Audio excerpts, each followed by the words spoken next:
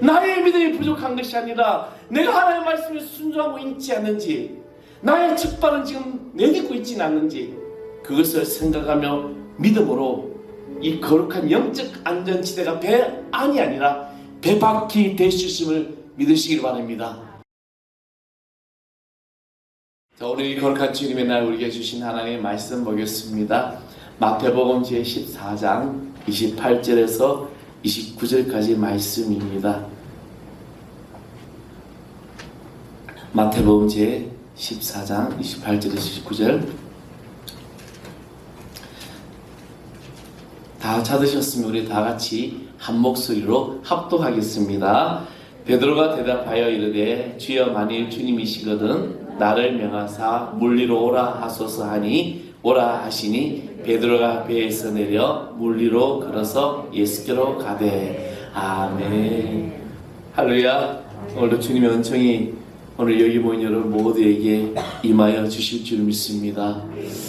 요즘 저만 그런지 아니면 이게 나이가 드는 그런지 이게 말과 이게 생각과 말이 동시에 나가질 않아요. 말이 막 헛나오기도 하고 또 발음도 막 틀리고, 그래서 천천히 하려고 해도 잘 안 됩니다. 뭐 성격상 그 빨리 됐는데 아무튼 이제 이게 제가 이렇게 목회를 하다 보니까 은퇴를 하시고 원로 목사님이 되면 말들이 많아. 그렇죠? 그래서 원로 목사님 강단에 세우면은 설교가 1시간, 2시간 평소에 못했던 거 막 하시려고 하는 것 같아요. 그래서 제가 지난번에 우리 목사님 막 모이면서 앞으로 우리는 훈련을 해야 된다. 그렇잖아요. 그죠? 자꾸 나이가 들수록 말이 많아져요. 쓸데없는 말이 많아져. 괜히 전혀 주저하고 상관없는 말이 많아져. 저도 가끔 가다 보니까 아이고 말하다 보니까 괜히 이 말 저 말 다 끌어다가 말을 하더라고요. 그래서 이것도 훈련이다. 자, 여러분 따라합시다. 기적은 믿음의 훈련이다. 아멘. 만약에 여러분에게 어떤 요술 램프가 있습니다. 근데 요술 램프를 가지고 딱 3가지의 소원을 들어주겠다. 그러면 여러분 솔직히 말해보십시오. 이 3가지 소원 가지고 될까요? 안 될까요? 물론 될 수도 있겠지요. 근데 우리에게는 소원이 너무나도 많습니다. 이것도 하고 싶고 저것도 하고 싶고 저것도 하고 싶고, 그렇죠? 근데 우리가 단 하나의 소원을 말하라 그러면 아마 대부분의 사람들이 내가 배고프지 않고 잘 살 수 있도록 뭐니 해도 머니를 주십시오. 이제 돈을 달라고 아마 소원을 비는 사람이 있을 거고, 또 하나는 나를 방해하고 나에게 힘들게 하는 저 원수들, 이게 뭐 감정적인 거죠. 그 사람들 싹 쓸어버리게 해주세요 라고 할 수도 있을 겁니다. 근데 이 세상을 이제 살아가면서 우리가 참된 그리스도인으로서 우리가 산다면 우리의 소원은 이렇게 돼야 되죠. 나를 이끄시고 나와 함께 하시고 내가 그분의 목적에 쓰임받게 살아갈 수 있는 하나님의 자녀가 되게 해달라고 하는 이 소원. 저는 이 기적이 바로 예수 그리스도의 삶 속에서 자신의 존재를 드리는 것이 기적이라고 말하고 싶습니다. 이 기적이 성경이 말하는 기적의 본질이고, 이러한 삶을 살아가는 것이 바로 기적의 역사를 일으키는 성도된 우리의 삶이라는 것입니다. 물 위로 걷기. 오늘 본문의 제목이 이제 말씀의 제목 물 위로 걷기라고 했는데, 저는 지난주에 이 가나의 기적에 대해서 말씀을 드렸습니다. 가나 혼인잔치의 기적은 무엇으로 시작되었습니까? 혼인잔치에 포도주가 떨어졌어요. 그런데 그 자리에 누가 계셨다고요? 예수님이 계셨습니다. 바로 우리는 주님을 청해야 되고, 그리고 그 예수님의 말씀이 선포되었습니다. 물 항아리에 아기까지 채우고 연회장으로 갖다 주어라. 자, 우리가 예수님 말씀을, 예수님을 청했다라면 그 예청함 받은 예수님께서 나에게 말씀을 하실 때 그 말씀에 따라서 그 다음에 3번째 뭐였죠? 순종하는 것이었습니다. 하인들은 묻지도 따지지도 않고 예수님께서 명하신 대로 항아리에 물 아기까지 채우고, 그리고 그 항아리를 어떻게 해요? 연회장에 갖다 주었습니다. 만약에 하인들이 이게 무슨 정신 나간 짓이냐, 물을 갖다 주라 하는데 이걸 어떻게 갖다 줘? 그리고 아기가 채우지도 않고 갖다 주지 않았다면 가나 혼인잔치 기적은 일어나지 않았을 거라는 겁니다. 바로 이 믿음의 이 기적, 오늘 이제 본문에 또 다른 하나의 기적을 이야기하고자 합니다. 그것은 물 위에 걷는 이 기적입니다. 베드로가 물 위를 걸었으라니 한 문장이 나오는데, 여러분, 이 이야기는 폭풍 전의 사건과 전후에 대한 이야기입니다. 어떻습니까? 풍랑이는 바닷가에 주님이 걸어오셨어요. 제자들은 뭐라고 얘기합니까?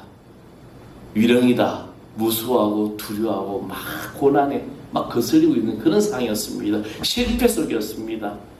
이런 두려움과 실패와 비난 등 다른 많은 요소들이 있었습니다. 이 모든 것이 중요하며 우리에게 교훈을 주게 되는데, 우리는 이 땅을 살아가면서 폭풍과 두려움과 실패와 비난이 너무나도 익숙해져 있다는 것입니다. 그래서 이것 때문에 우리가 이것을 부인하면 위험을 자초할 수 있습니다. 그러나 이런 모든 것들이 이야기의 전부가 아니라는 겁니다. 자, 오늘 본문의 가운데 한 등장하는 이 단어, 저는 이 말씀을 오늘 이 초점을 맞춰봤어요. 29절에 예수님께서 오라 하시니 베드로가 배에서 내려 물 위로 걸어서라는 이 단어입니다. 물 위에 걸어서. 여러분, 놀라운 사건이 일어나고 있는 거예요. 큰 위험을 간수한 베드로는 하나님의 능력을 체험한 이 기쁨과 자유를 얻게 됩니다. 그 순간 베드로는 자기가 죽을 때까지 모든까지 가져가야 될 그 기억들을 쌓고 있었을 것입니다. 그의 발 앞에, 발 아래에 출렁이는 바다, 풍랑이는 바다가 마치 길처럼 딱딱해지고 굳어진 그 물살의 이 감촉, 얼굴에 몰아치는 이 바람, 배에 탄 사람들, 다른 제자들의 표정, 그에게는 일생의 때의 그림이 아닐 수가 없을 것입니다. 베드로는 무슨 생각을 했을까? 물 위를 걸어가면서, 그지요? 믿을 수 없어. 내가 배 밖으로 나가지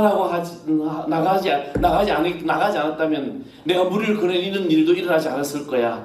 그런데 나 자신조차도 그렇게 생각이 안 했으니까 배를 떠나고 물 위를 내 발을 내딛는 순간에 빠져 죽을까봐 무서워하지 아니하고 지금 내가 바라보는 예수님을 바라보며 예수님과 같은 일을 하고 있고 예수님께로 걸어가는 이 순간 나는 물 위를 걷고 있어.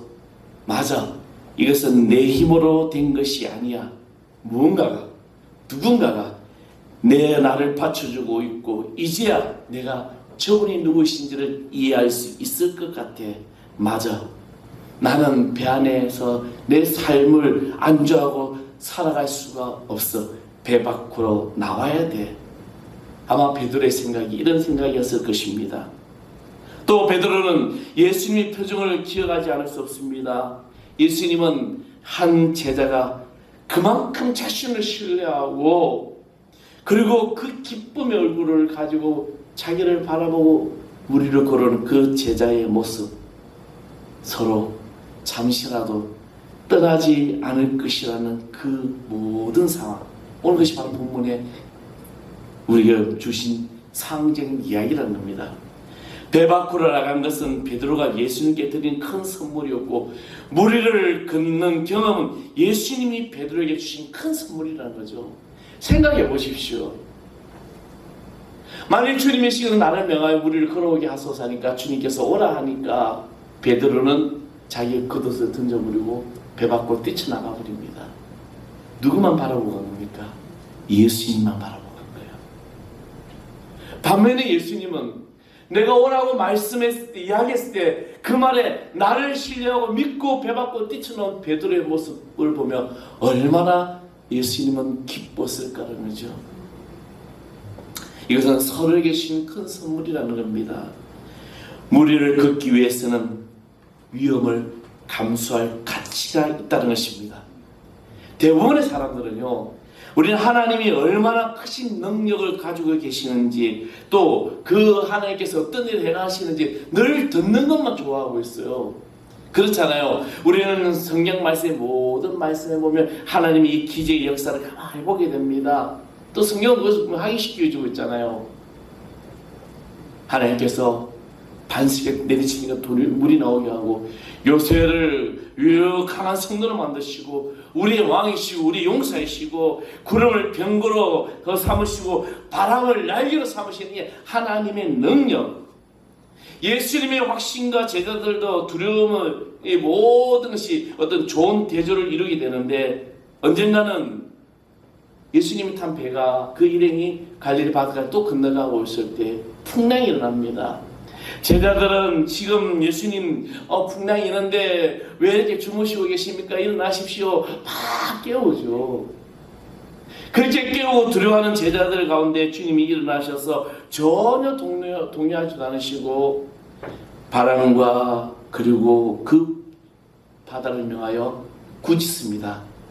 잠잠하라 고요하라. 이 명령의 바람은 그냥 멈춰버리는 것이죠. 만약에 여러분이 거기 있었다면 어땠을까?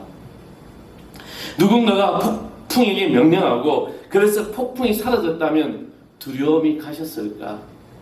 대부분의 사람들은 명하신 하나님에 대해서 이야기만 하는 것을 좋아하는데 그것에는 문제가 있다는 것입니다. 그 기적이 이야기만으로 용감한 어떤 인간을 만들어 내기에 부족하다는 것입니다. 하나님의 능력으로 충만하다고 확신시켜주기 위해서는 이야기를 듣는 것만으로 끝나는 것이 아니라 우리 인간의 마음과 인격이 변화되지 않습니다. 그런 변화가 일어나려면 특별한 우리는 행동과 경험이 수반돼야 된다는 것이죠. 이것이 바로 위험을 감수한 행동이라는 행동입니다. 베드로가 무리를 걸을 수 있는 기적은 어떻게 일어났습니까? 위험을 감수하고 배 밖으로 뛰어나갔기 때문에 기적을 경험하게 되는 것입니다. 사랑하는 성도 여러분, 여러분이 어떤 일을 하든 내가 하나님을 믿고 신뢰한다면 우리는 이것을 위험을 감수하고 뛰어나와야 되는 거예요. 배 밖으로 뛰어나가야 됩니다. 물론 우리나라 속담에 돌다리도 두드리면서 건너라고 했는데 백날 돌다리 두드리다가는 그 강의 어떤 길을 제대로 건널 수 없습니다. 이것이다라고 두드리고 확신되면 바로 행동을 취해야 되는 것이죠.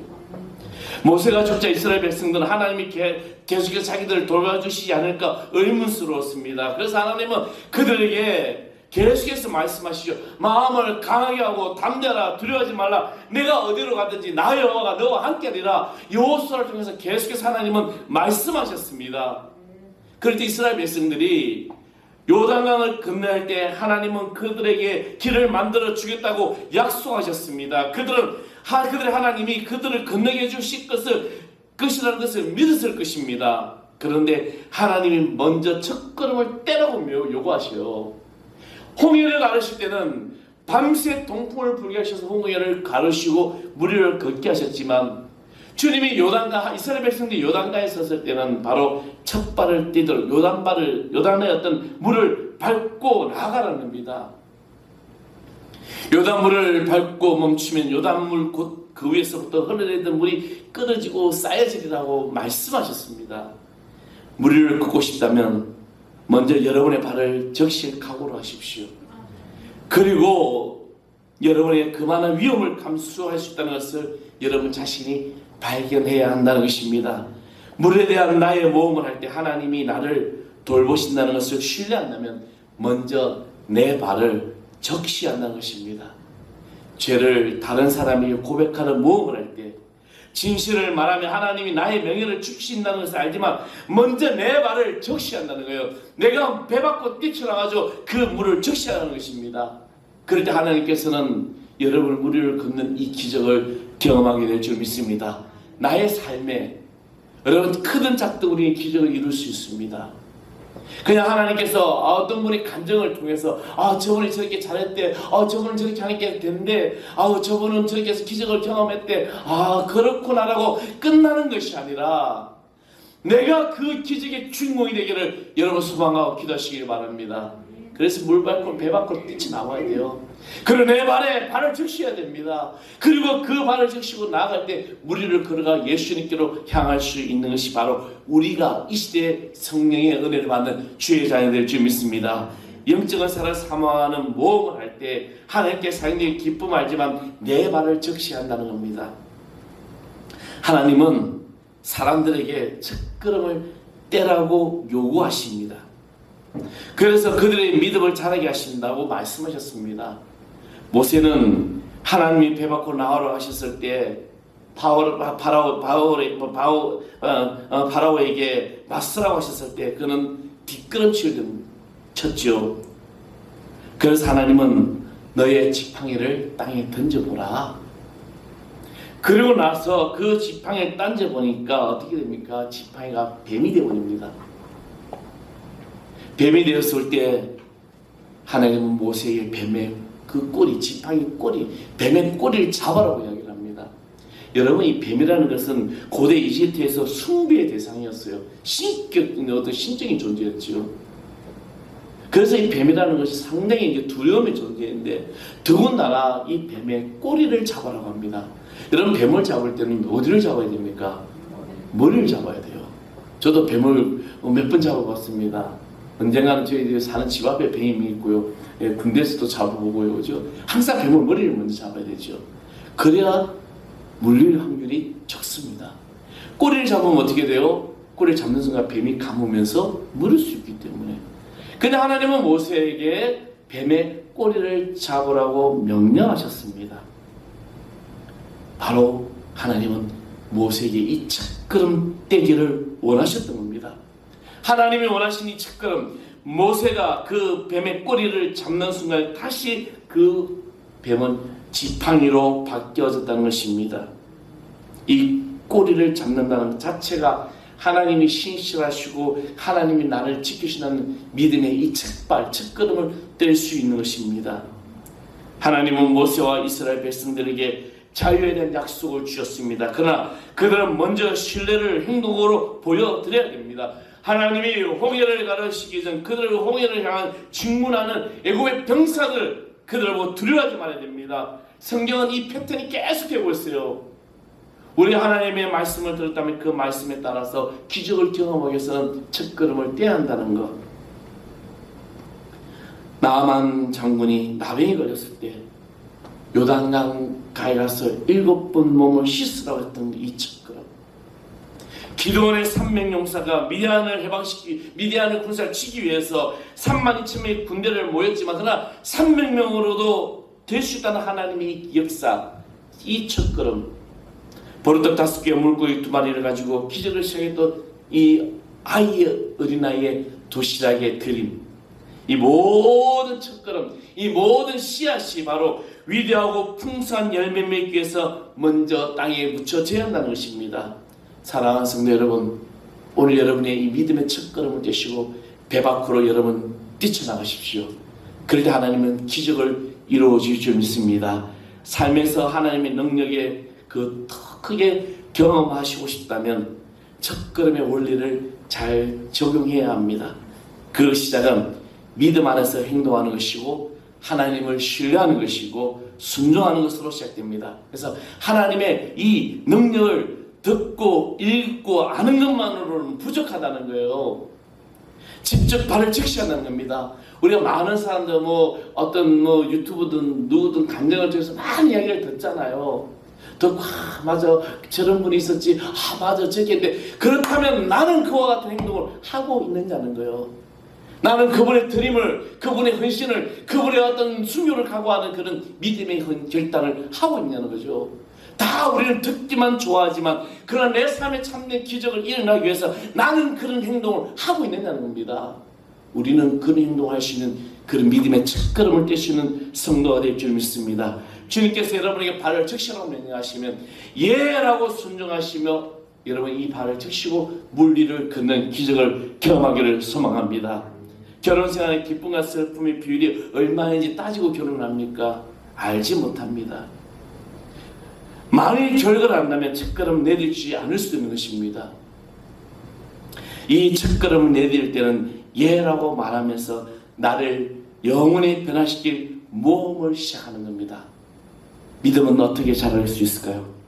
하나님이 우리에게 첫걸음을 떼라고 자주 요구하시는 중요한 이유는 이 믿음의 속성과 성장이라는 것입니다. 성도들 가운데서 자신의 믿음이 너무 적다고 힘들어하는 성도가 있습니다. 그들은 기도에 응답받지 못해서 영적으로 연약하다라고 나 생각합니다. 왜 하나님은 나의 기도 응답되지 않을까? 하나님 왜 나와 그리가 멀게 계실까? 늘 자신이 믿음이 부족하다라고 생각을 합니다. 종교개혁자인 마르틴 루터도 그 의심을 알고 있었습니다. 그러나 사랑하는 성도 여러분, 믿음의 첫걸음은 여러분 첫 발을 내디딜 때 시작되는 것입니다. 여러분이 배 안에서 내가 안주하고 있으며 무리를 걸어오신 주님을 보면서도 유령인가? 누군가? 보니까 예수님이시네. 근데 예수님께서 오라고 말하는데도 우리는 이 배 밖으로 뛰쳐나가지 못해요. 두렵습니다. 왜?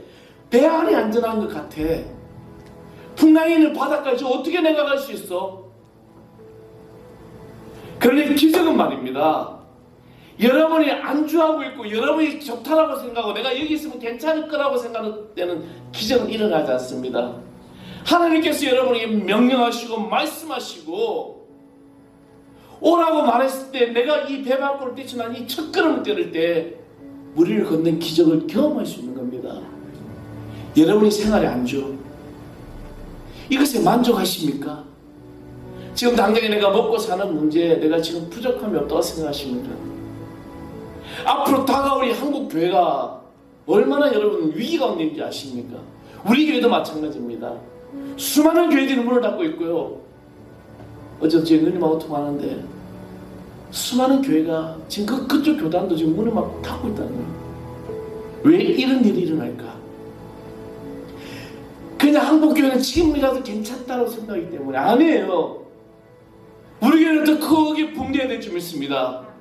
이 자리에 빈자리가 채워져야 되고 이 자리에 앞으로 다가올 종말의 시대에 깨어있는 진정 첫 발을 내딜 수 있는 무리를 걸어가시는 기적의 주인공들이 계속해서 만들어져야 된다는 겁니다.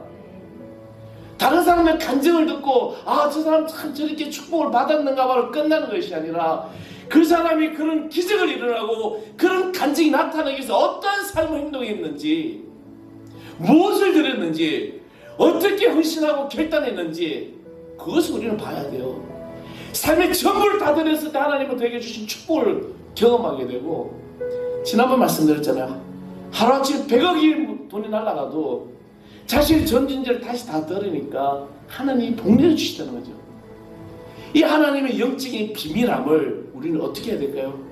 첫 발을 내디뎌야 된다는 것입니다. 기적을 경험하는 것. 내가 가진 것에 안주하지 마십시오. 하나님이 허락하셨기 때문에 가능합니다.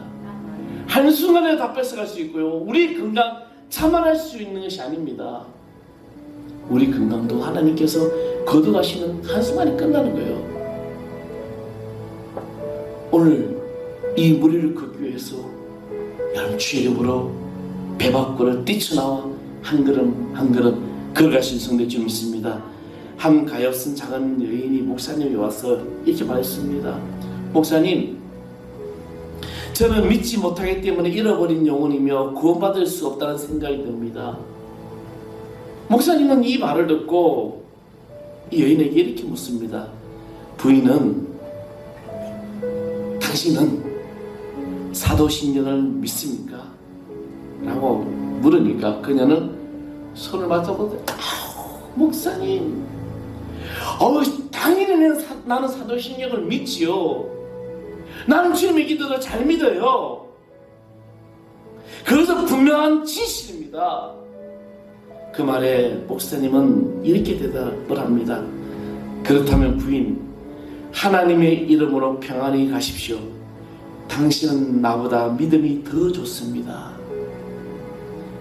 사람들의 머릿속에는 더 잘 믿어야 해, 너는 더 많이 믿어야 해, 너의 믿음은 강하지 않고 부족해라는 이 생각을 계속해서 지금 집어넣고 있는데 여러분, 이 생각은 마귀가 생각해 주는 거예요.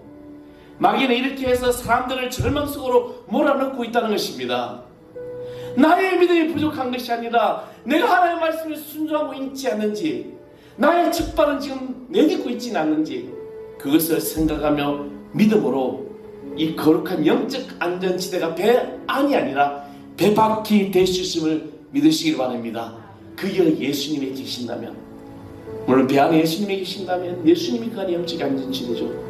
저는 오늘 여기 있는 여러분들이 이 믿음의 첫발 무리를 걷기 위해 내딛는 성도들 줄 믿습니다.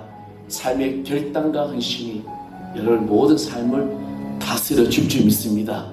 주님은 여러분 모든 것을 인도하시는 거룩한 자녀, 피난처 되신 예수 되심을 여러분 기억하시길 바랍니다. 우리 아까 들었던 찬양했습니다. 피난처 되신 예수, 주 예수. 피난처 되시는 주 예수, 승리의 왕, 주님의 얼굴을 구할 때 주의 빛 비추시네. 여러분 영적인 전쟁은 주님께 속해 있습니다. 전쟁은 주님께 속했네. 승리는 우리의 것. 아멘. 예수의 이름을 높이며 예수의 이름을 높이며 영원히 찾아 주님의 인재, 주님의 인재 온 땅을 들고 온 땅을 우리의 기도에 내가 우리를 그르시는 믿음의 자녀됨을 믿으시기 바랍니다. 오 민족과 열방 주께 경배해 영원히 보좌에 주님의 인재해 주님이 나에게 말씀하십니다. 하늘의 우리 기도에 하늘 문 여시네. 오 민족과 열방 주께 경배해 영원히 보좌에 계신 왕께. 아버지 하나님, 내가 이 땅을 살아가면서 삶을 살아가면서 혹여 나는 배 안에 이것으로 만족하고 있지라든지 저 풍랑을 보고 두려워하며 주님이 나에게 다가오심에도 불구하고 영적인 어둠으로 그 주님을 발견하지 못하고 있지라든지 이제 아버지 내가 믿음의 눈을 뜨고 주님이 나에게 말씀하시며 오라고 명령하셨을 때 배 밖으로 뛰쳐 내 첫발을 내딛으시는 거룩한 믿음의 이 기적을 경험하는 주의 자녀 되게 하여 주시옵소서. 삶에 안주하는 것이 아니라 나의 모든 결단과 헌신이 하나님의 나라의 복음의 역사가 나타남을 믿고 나아가게 하여 주시옵소서.